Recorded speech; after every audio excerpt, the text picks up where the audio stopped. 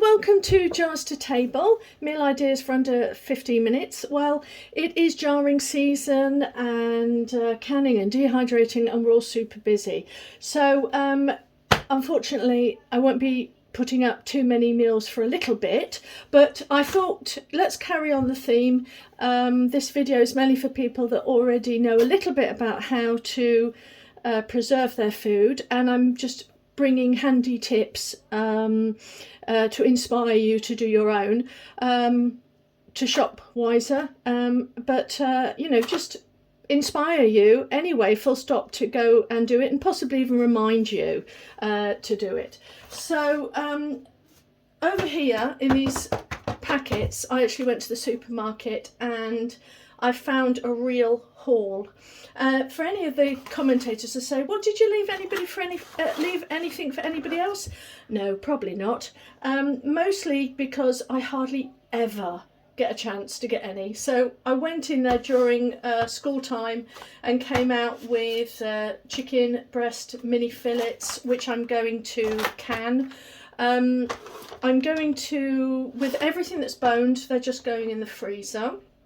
But what I am going to do, handy tip, is if you're a small family like myself, I'm going to divide up how many I would use and put them in a bag. And that way I don't have to defrost a whole thing and then, you know, have some left over, which usually goes off in the fridge. So I bought all of those drumsticks. I bought some wings. My sons love wings. That will be canned. And then I got some piri piri half chicken, £2.70 for two huge legs with wings. So they'll probably be dinner for tonight. Found some mince, turkey mince, and I got some pork shoulder steaks. Now, our butchers seem to be closing down left, right and centre, and I just happened to find a butcher, and I thought I'm just going to stop the car right now, you know, did an emergency stop and rolled in, and what a find that I got. I went in there and I had a good old chat with him, and said, have you got stewing steak? And I'm not very good at sort of the whole measurement weighing stuff. I'm okay with liquids, but get me on solids and I tend to go a bit funny.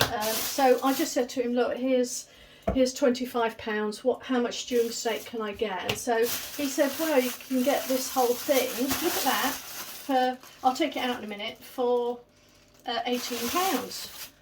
So I said, right, okay, because I didn't want to tell him how much I've got, because I didn't want him to take advantage of me. So he said, that's fine. And so he said, I said, well, have you got anything else? And he handed me exact double. Well, showed me double, you know, how much do you want of that? And I just said, I'll have the lot, I'll have both. So this was about £42. Oh, it's beautiful as well, much better than, and I'll show you the marbling, it's much better than the stuff you get in the supermarkets. Then I had a look at some other stuff, and I'll get it out in a minute and show you what I'm doing. But he had some pork chops. Well, he just had it in a long, and I said, how much for all of that then? And he said, oh, £12. £12! I've got all this for £12. Now I'm going to show you what I'm going to do with it. Right, so all the chops have been nicely washed, and I'm not worried about patting them dry or anything like that. But what I'm going to do is take off all of this fat. Now I have canned them, and I do can them with the fat on, but there is rather a lot of fat on here, and plus I'm running majorly low on lard, so I need every bit of fat I can get. So once I get it to that stage, and there's just that, I'm going to put it in the oven. I'm going to put it on 7, gas mark 7. There is converters, you can look that up. I want to try really hard not to get any meat here, but I'm going to render this down. I've resorted to cooking with ghee because I don't like any oils. So we're down to about that. Now, why am I not interested in keeping some of the fat for canning, as a lot of people do? Because it does render and come to the top of the jar, and it does actually give that extra bit of air tightness for the meat below, but there's enough on here to already do that. Now, the reason why I am taking the large lumps of fat down, oh look, there's a bit of meat there, is because I don't really like the product when I take it out of the can. The lumps of fat haven't had an opportunity to really render down properly in the canning procedure, and I'm left with great chunks of fat. And for someone like myself who isn't actually keen on it, my elder son will have it, but I can't bear it. So there's quite a bit of wastage really. So that's why I'm cutting it off. The reason why I am just going to sort of flash seal them in the oven is because I find that the product, when I reheat it after taking it out of the jar, I find that it's a much nicer texture. So anyway, I'm just going to take these little bits off that do have some meat, and I'm just going to stick it with it. I'll put it in a lump, and then I'll finish the lot off and see you in a minute.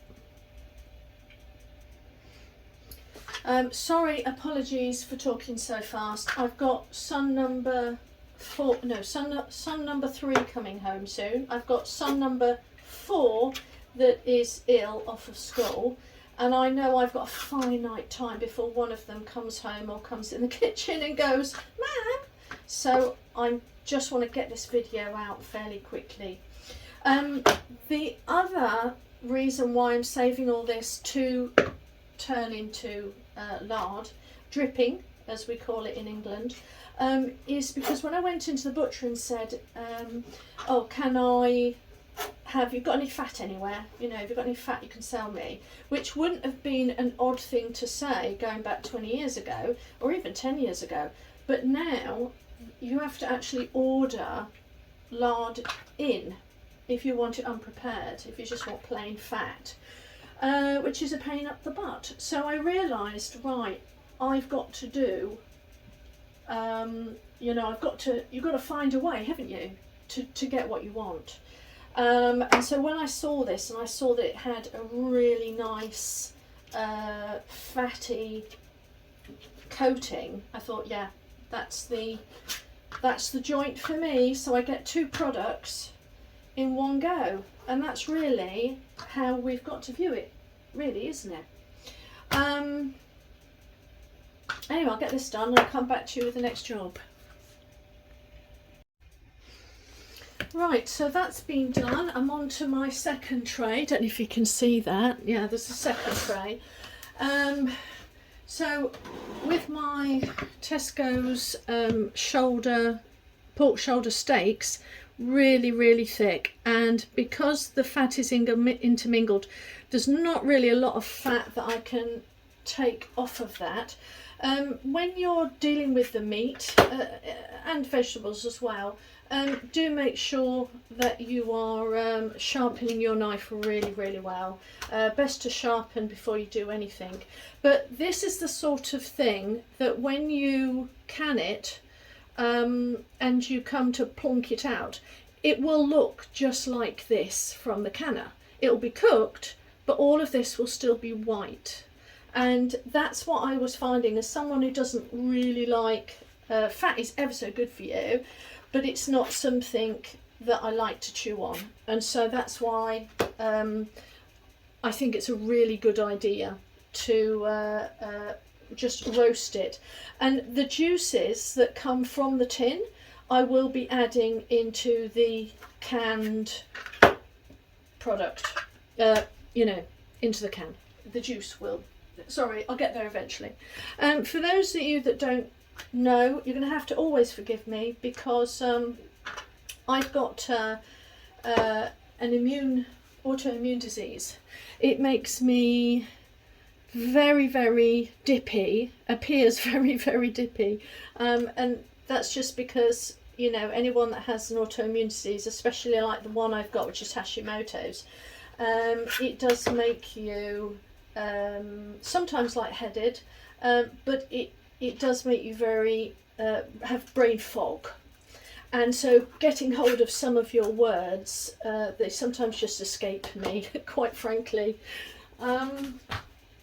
But anyway, moving on. I could cut that in half. Shall I? Why not? So I'm going to cut that because it's super wide. But this is thinner. So actually, why not? Let's cut them into canning size. Right, so that all fits in really nicely now. So you can see how much I've got. Look at all that. Dead exciting to see how much. Did I say the importance of washing? Always wash it out.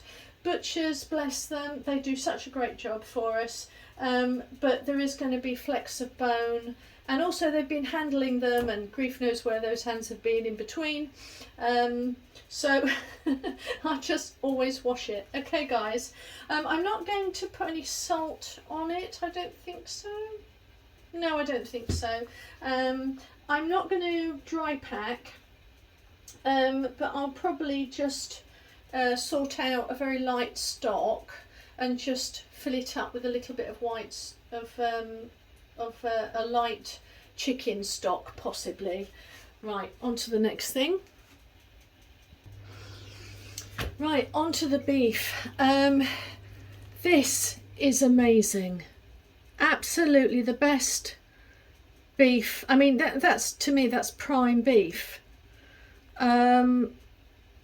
So I'm just so happy. Right, so with the beef, if you sorry, this is the brain fog setting in, right? I don't normally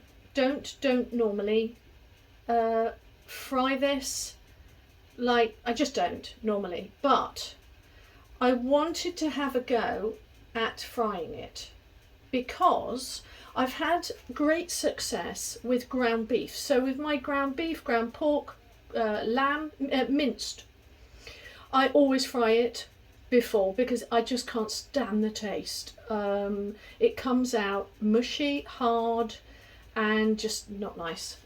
Mushy and cooked rather than, and yeah. So anyway, so what I thought, I was looking at this and I was thinking, you know what? It comes out as beautiful.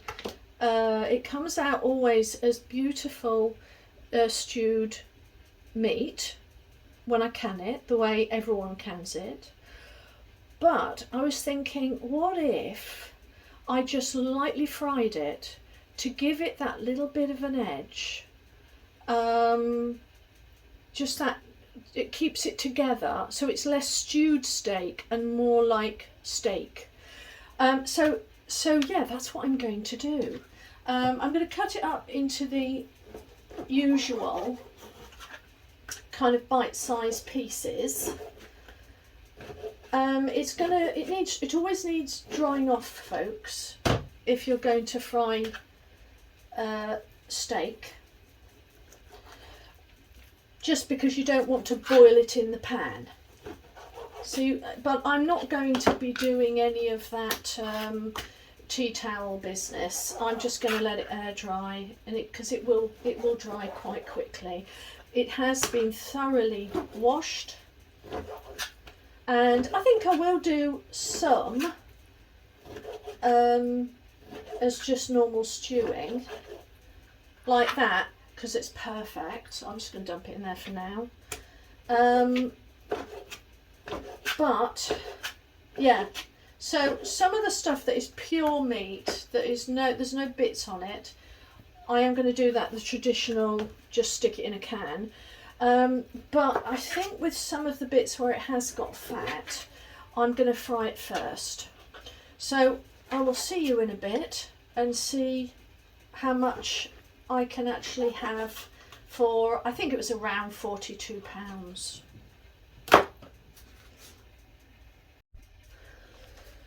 Right, so while I was, handy tip, doing all my beef, cutting up my beef, I suddenly realised I'm missing a golden opportunity here, and this is why it's really good to buy large amounts of things, because you suddenly get inspired to do other things with it.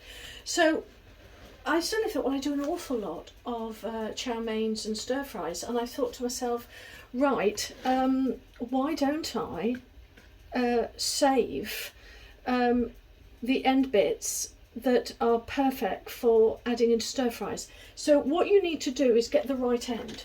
You need that end, right? So imagine you've got to cut across the grain. So if you can see on here, there's lines going along, a little bit like if you know, cutting up a piece of celery. So this is the celery length, and you want to chop that way in order to get the best bits to use for stir fries. So I've been cutting along here, getting enough of this, and I think I will batter this down a bit, batter, and then I will decide what I'm going to do. I probably will, once I've battered it down, I probably will actually fry this, possibly. I'm going to think about it, but for definite, I'm going to separate them all out into uses, into required amounts for my family, and put them in the freezer. That's for definite. But yeah, so if you know, like a piece of celery, you want to go down nice and as thin as you can, and then you're going to want to cut it into whatever you require. So I'll have it in this bit, but I know I'll break it up again, probably a bit more, but I'm just going to do it for now because I'm going to hammer the heck out of it, and we'll carry on good stew, stewing stew to be fried. Oh, nearing the end of it. This stuff just feels like prime steak to me, you know. So I feel really happy with how I've divided that up. So if it's got this bit in, or it's got a bit of gristle, it's going straight in that pile. And then here, that will go straight in there. That will go in there. And I'm left with really a steak. I'm almost tempted to just possibly leave that and freeze it on its own, because it's just too blinking good. And I've got enough stewing meat. I think what I find a bit worrying at the moment, you see that I wouldn't do, that I'll cut up. But I think what I find a bit worrying is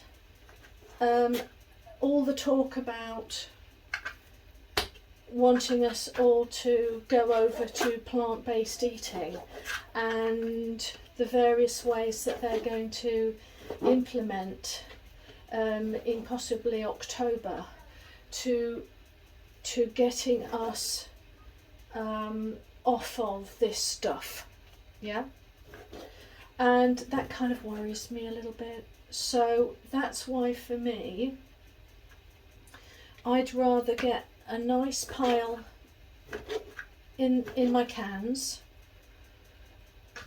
so that I know I've got a year's worth of meat for my sons, and I don't have to be too concerned about there being a shortage because it's so expensive. Now,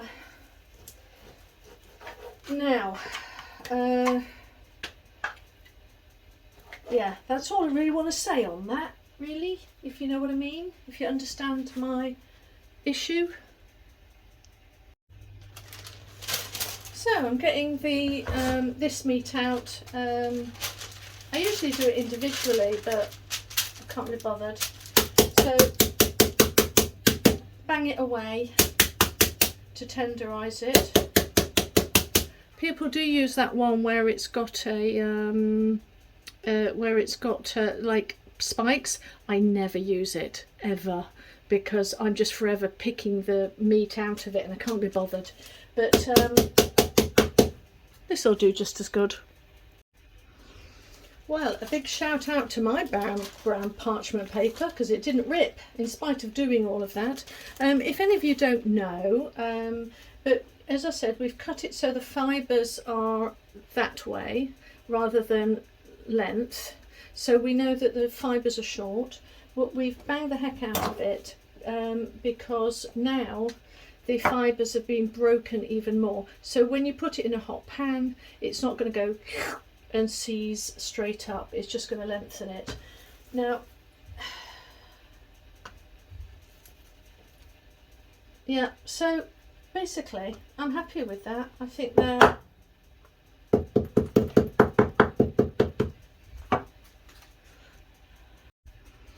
right. So I invested into some reusable bags purely because I can't stand throwing stuff out and not being able to reuse it. I'm trying to think how to do this because I've not actually done this before, but I'm thinking, I'm looking at the size of this, and I'm thinking I might be able to get away with layering, well, that could do with a bit more beating.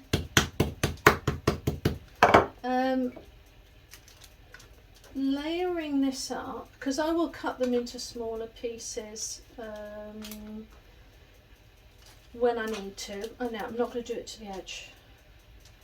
So I'm thinking I might be able to do that. No, I'll do that at the end. Fold it over. You're learning with me, or probably not. I might be able to, yeah, because what do I want? Yeah, no, that's fine. No, that's fine. What I was thinking was I need to get it into size pieces, but actually I will use this much per family, and then on the other side here, if I put that in, then that should be enough. So if I do that, and then do that, and then do that,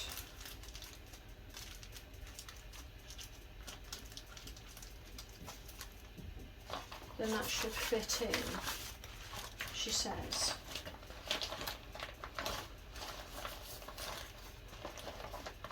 Oh, perfect. Perfect. Do that up, put it in the freezer,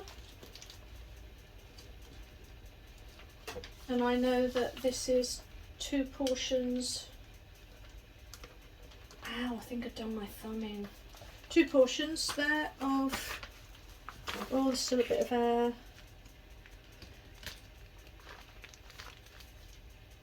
That's better. Yeah, 2 portions of meat.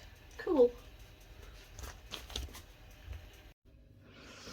Right, so it's now up to canning up. I've just taken these, sorry about the bang, just taken these out of the oven, and they are beautiful. They are going to make life so much nicer when it comes to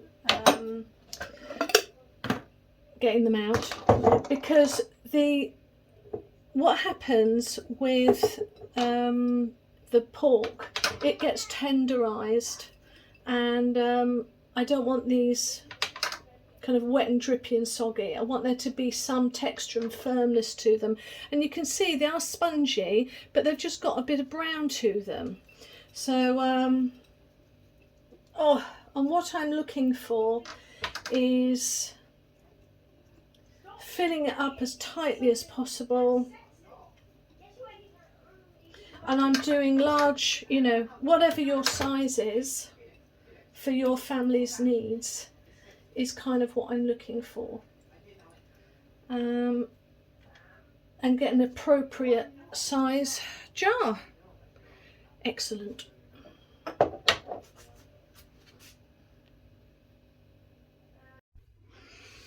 Right, so I've made my gravy, and the best thing you can do right now is for me is add a sweetness to it. So either honey or apple would be good. Sort of applesauce would be really good for it. I don't think, because it's pork, I don't tend to add any salt, but you could put pepper in at this time. I'm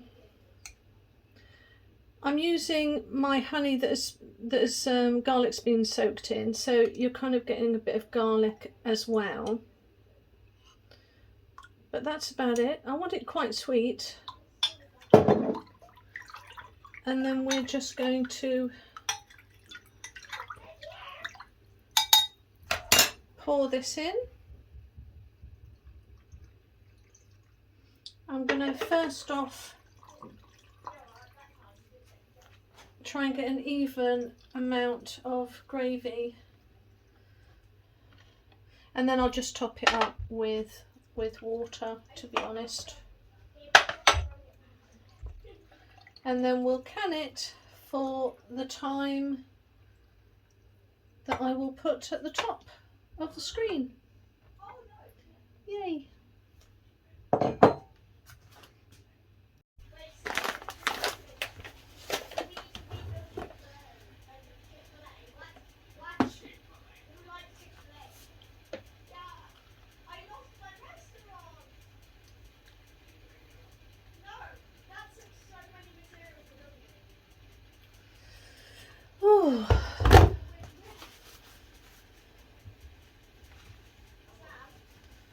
Good old toilet roll and vinegar.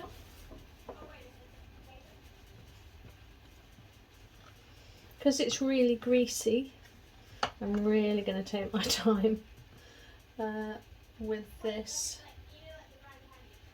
and I feel like that will get a good seal. And we're almost on the home straight now. Halfway, I would say.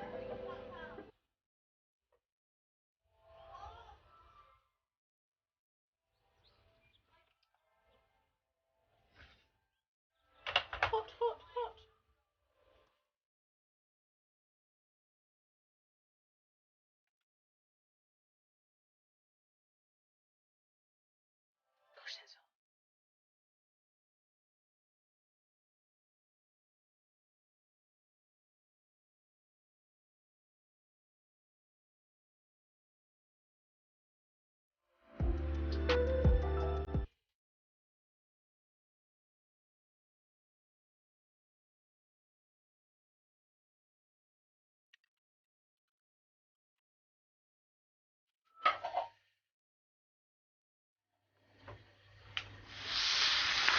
Right, so remember, I'm not stirring, I'm just sealing. So you just put it in, leave some air gaps so it doesn't create condensation, and then you just turn over onto how many sides you want, and then we'll can it. So we've got beautiful braised beef with some salt. I'm about to just top it up with some water and put it in the pressure canner. Right, so now all we've got to do is just plain beef that's really good quality. There'll be no toughness in it whatsoever. So I'm just going to add a bit of salt. I won't add it into that one actually, I don't think we'll need that. So 4 I reckon.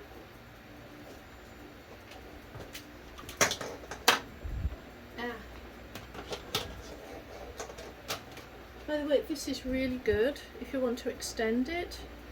I've used it I don't know how many times. Saves a lot of washing. And here I pack down, not too tightly.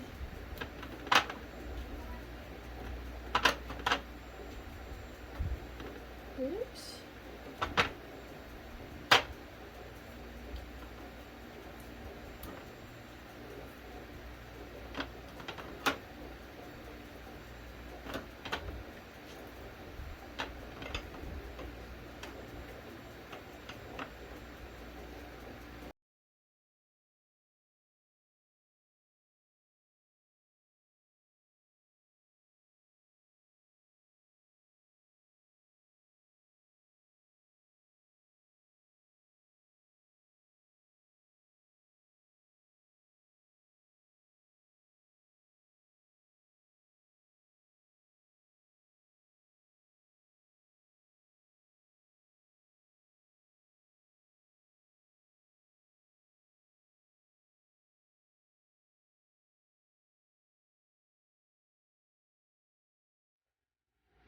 Right, so now to do the chicken, and it's just going to be chicken with salt and filled up.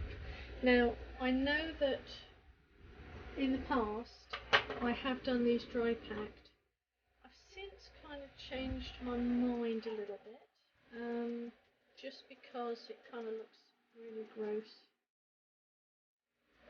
if it's been dry packed, but you know, you do you. So I'm going to very loosely pack the chicken pieces. I'm not even going to push it down. I'm just going to fill these fillets, put these fillets in so they comfortably sit, and then I'm going to fill it with water.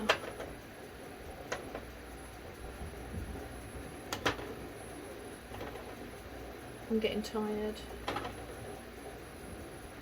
And these will be processed for, I mean, these are actually quite small, so I'm trying to figure out if it's 55 minutes or 75 in the pressure cooker.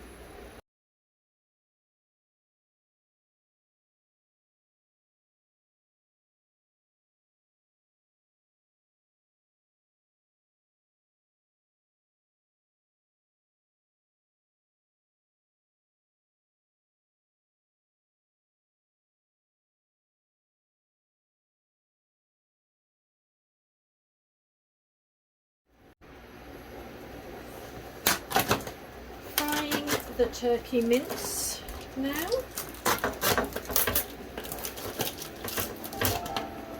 I always say fry the mince. If I packed it like this, it would stay like pate. It literally would taste like turkey patty, turkey pate in a can.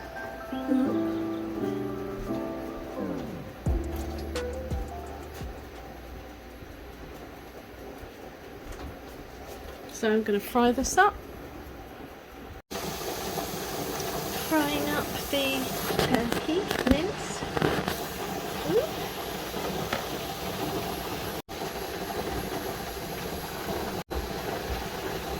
Yep, so the turkey mince is only 7% fat, so I've added butter to it, and I'm just going to brown it. Not even brown it really, just make sure it's cooked, and then just put it straight into probably 2 small jars. Done. Only thing about these, oh gosh, they're so heavy, aren't they? I think when I get to a certain age, I don't think I'll be able to lift these up at all.